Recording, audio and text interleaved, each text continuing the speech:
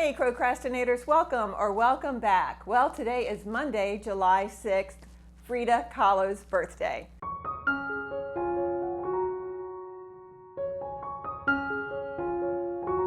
So I have been teasing you with an occasion that was coming up on July 6th. I had lots of people guessing lots of things, but I don't believe anyone guessed Frida Kahlo's birthday. I did try to give you a little hint. I put in a little Easter egg in my last video. I was wearing a Frida Kahlo t-shirt.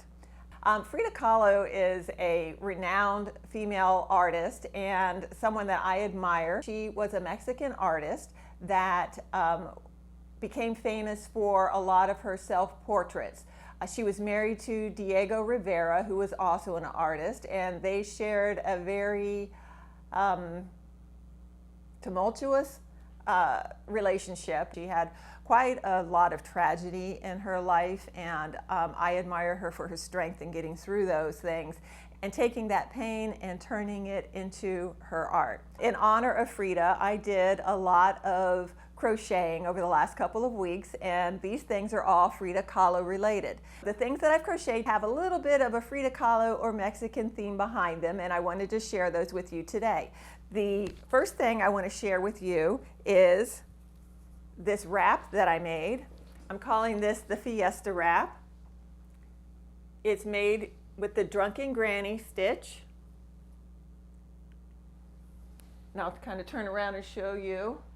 It's very long. I haven't measured it yet. I just crocheted to the point that I was done with my yarn.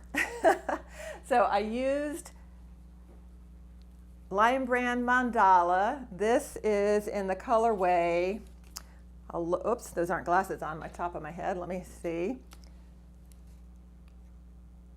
Pop, P-O-P. It is a number 1 weight yarn. Now that is the thinnest yarn that I believe I have ever crocheted with. This took forever to crochet because it is such a light yarn. I used a 4mm crochet hook for this. Now this yarn, it says it's 100% acrylic, but I have to tell you, it works up so much like a cotton yarn. It looks like a mercerized cotton, and that's what I thought that it was until I read the label. It's machine wash and dryable. I would not recommend putting this in a dryer, even machine wash, to be honest with you. It is such a delicate stitch. Now I haven't blocked this yet to help open up the stitches and give it a better definition, but I did just finish it. Like I said, it took a while to do because it's such a thin yarn, and this is pretty darn long. Let's see, outstretched, if I can get the end here. It's longer than my outstretched arms, and they say that your outstretched arms are as wide as you are tall. So I am 5'7", and I have a good, even with it being twisted, I have a good 1.5 inches on either side. So this is probably 5 feet 10 inches long. I mean, you can make this in any length that you like. I wanted something that would be very long and drapey, and I really do like this. So as far as how much yarn you'll need if you want to make this wrap, using the number 1 weight string yarn from Mandala, I purchased 6 skeins. Walmart.com has the best price on this particular yarn. It comes in a pack of 3, so I bought 2 3-packs, and I wound up with just this left over. So I used about 5.5 skeins of that yarn. They come in 100-gram or 3.5-ounce skeins, 350 yards or 320 meters. So all total, I used about 543 grams. Okay? That's using this particular yarn. It will take a very long time because you're using such a thin yarn. It took me longer than I anticipated, and a lot of my projects and things I wanted to share with you today I had to put on the back burner because this took me so long. In fact, it is Sunday afternoon and I have to get this put together, edited, and out to you tomorrow. So I apologize that it doesn't contain a whole lot other than my sharing my love for Frida Kahlo, which unless you're a Frida Kahlo fan, not sure how interesting this is to you.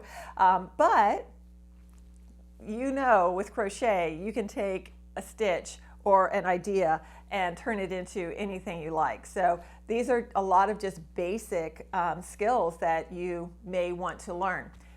The drunken granny, how to make a rose, how to make the flowers, crocheted flowers, or how to make a garland. But I would be willing to make a tutorial for you if you are interested.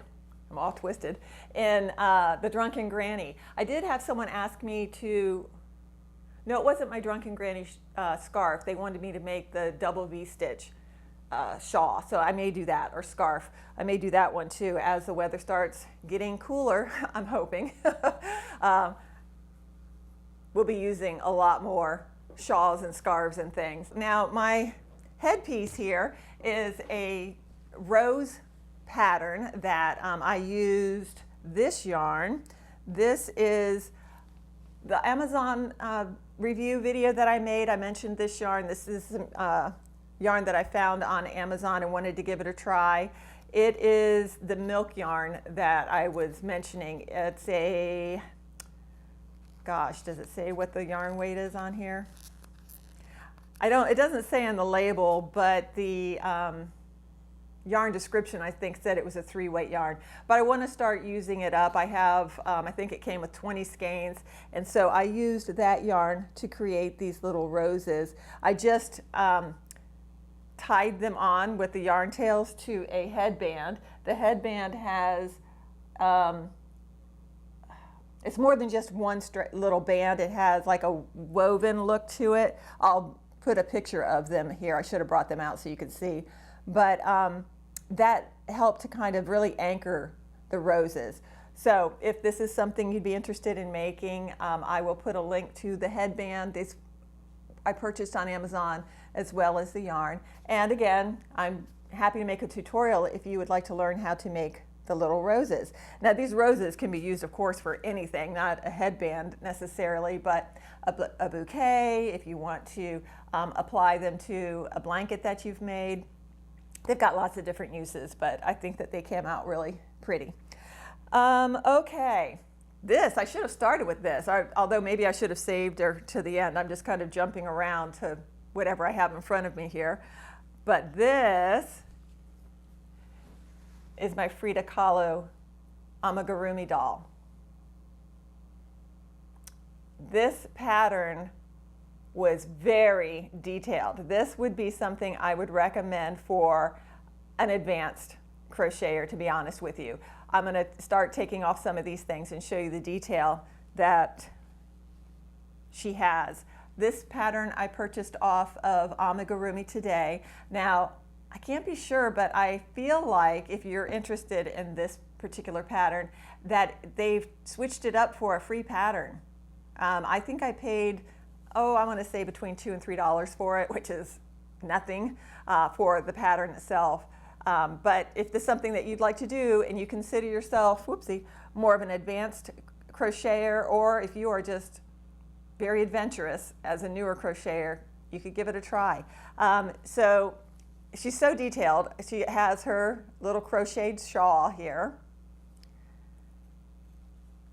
Her little white shirt that she's wearing has a cute little collar. The details are just so incredible on this. I couldn't get over it.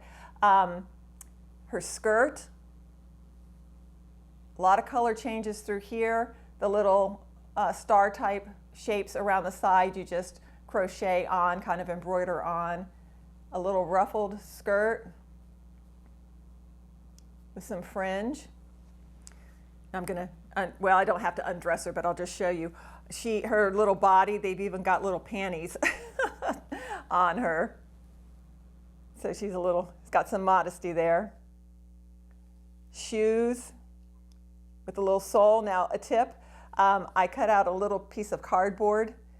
I think I used a cake box mix cardboard, the box, and I just cut out the little pieces there. And what she's standing on, I bought on Amazon to help hold her upright so that she can stand. This is just a little wood block with a couple of like needles poking through, and that will hold if you do any kind of amigurumi or figures that you want staying upright. I'm having a little trouble here because I got to get through that cardboard on the bottom. I don't want to poke myself as I'm doing this.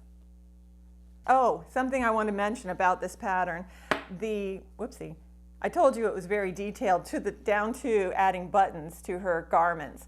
Well, the pattern calls for a 4mm button for her shirt and a 6mm button for her skirt. Well, I don't have those kinds of buttons or sizes of buttons just lying around, so I had to order those off Amazon. I spent more money than I probably wanted to for 2 buttons. I had to buy 2 different size packs. This was the 6mm. I think there's like 600 of them in here. And then the 4mm, it says there's only 50 pieces. And can I tell you, these things are not the size that you need. They're way too tiny. So I would go through, if you have buttons, and just try to find something that would work. These are much smaller than what she would need. So just to kind of give you that little heads up. I'm not great with measurements, but I would say you could probably use something.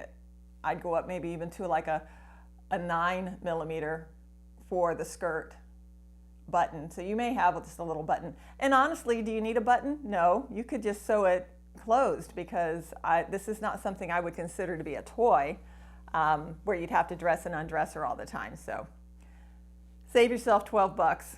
I don't know that I'll use these for anything else now. Oh well.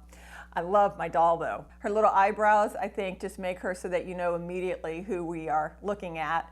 And I put a little blush on her as well with the blush I wear. I just took a little bit and dabbed it on her cheeks. So that is my Frida Kahlo doll. Very, very proud of this. This was a lot of work. Oh, see, I keep coming up with other things. But if I were to make this again, I would definitely make her shirt longer, because her skirt, I want it to kind of cover her shoes down here. When I do, she's kind of got a little belly showing. So I would definitely add a row or so, maybe 2, to the shirt. Okay, another thing that I made,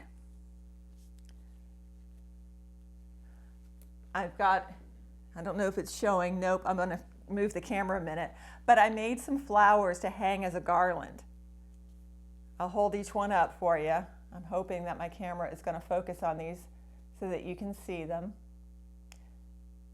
Okay, there's one.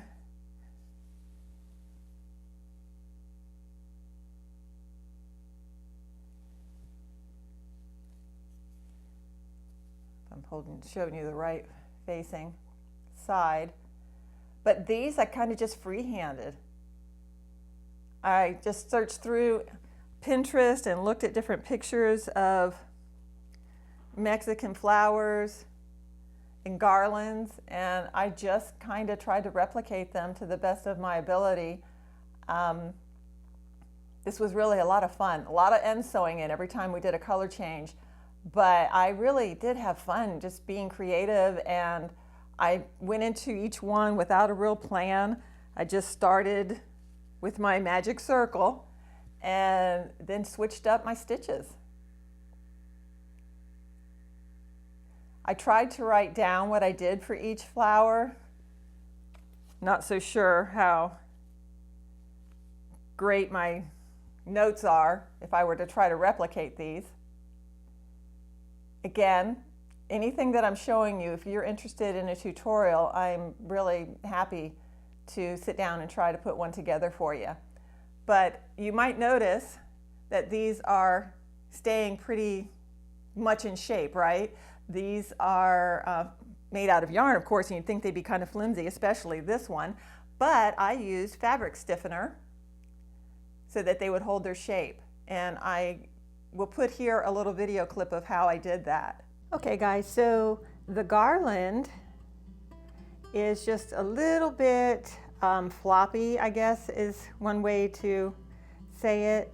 You see how the petals are kind of, I don't know, just kind of wobbly and not well defined. So I wanted to try to stiffen the yarn to make them stand out more so that when they hang, they don't fold on themselves like this. So I did a little research and tried to find some kind of fabric stiffener.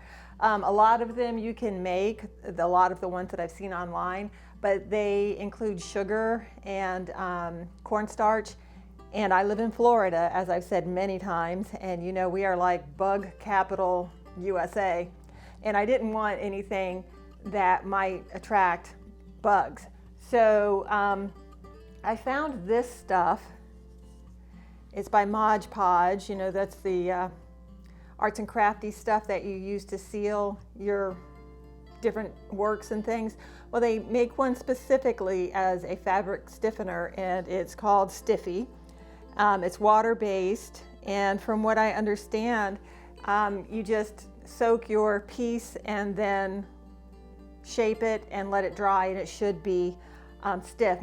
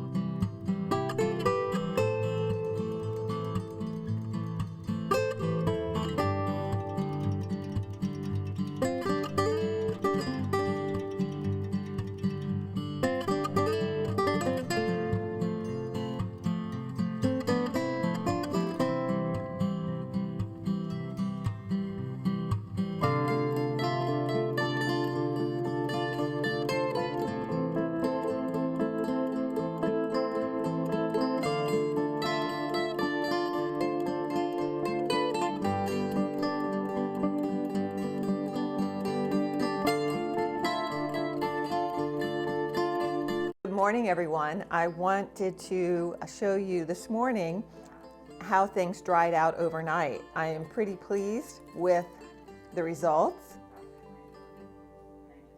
You can see just how stiff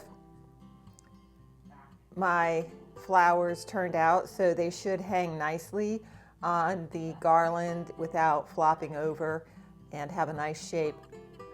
They did kind of look a little, if you look closely, you can see they almost look like they're a little smashed, I guess. I don't know how else to describe the yarn. It's kind of flat. So you do lose a little bit of the stitch definition, I think. It just depends on what it is you're making, I guess, and what you're looking for.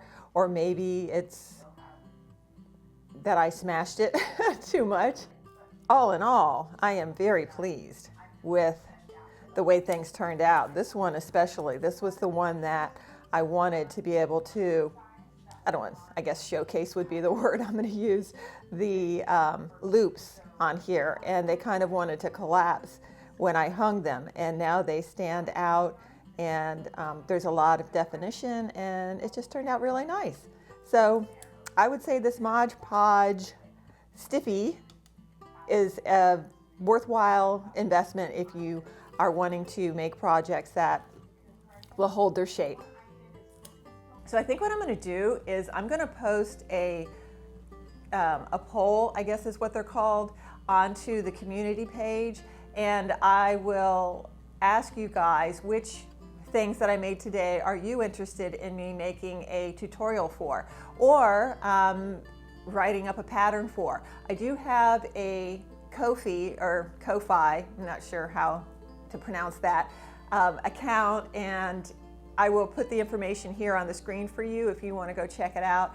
I think I've only got like 1 or 2 patterns posted, maybe it's just the one, but it kind of works like a Ravelry or an Etsy type thing, except that you don't particularly have to purchase the pattern, but you are welcome to make a small donation if you so desire. If not, no problem. Please feel free to use the patterns as you like. So my love for Frida Kahlo goes way back, and I have been kind of a collector of all things Frida Kahlo. When my kids are struggling to come up with birthday or Christmas gifts for me, a lot of times they fall back on Frida Kahlo themed things because they know I'll love them, and they're right. My daughter took me for my birthday one year to the Frida Kahlo exhibit down at the Dali Museum. That was just incredible. I got to see two great artists of that era and a lot of Frida's works and her letters that she had written. It was just amazing. So let me show you some of the gifts that I've received from my kids. First off, and one of my most cherished possessions, is this picture. I mentioned that I named my dogs after Frida and Diego. Well, my daughter, knowing my love of Frida and my dogs, all dogs, but my dog especially, put this together for me. I'm not sure if I can get it without a glare, but I just thought it was the most hilarious thing. This is Frida, my dog, photoshopped onto Frida Kahlo. She's gotten me Frida Kahlo shoes, Frida Kahlo bags, makeup kits, oh, a Frida Kahlo bottle of tequila. I don't drink. I don't know if I've even taken a shot of that. I may have when I first received it, but I still have it. But the bottle is gorgeous. Okay, so that about wraps it up for today's video. If you are a Frida Kahlo fan, I hope you enjoyed this. If you don't know much about Frida, there is a great movie. I found it on Netflix, but I don't think it's there anymore. You can see it on Amazon Prime or Paramount Plus. I think it's free on Paramount Plus. And it's just called Frida. Salma Hayek plays Frida Kahlo, and it's a really good movie. I think you might enjoy it. It's a little intense because she did go through an awful lot in her lifetime, but I think that's part of what made her who she was. So if you want to learn more, I would definitely recommend that movie. It's one of my favorites.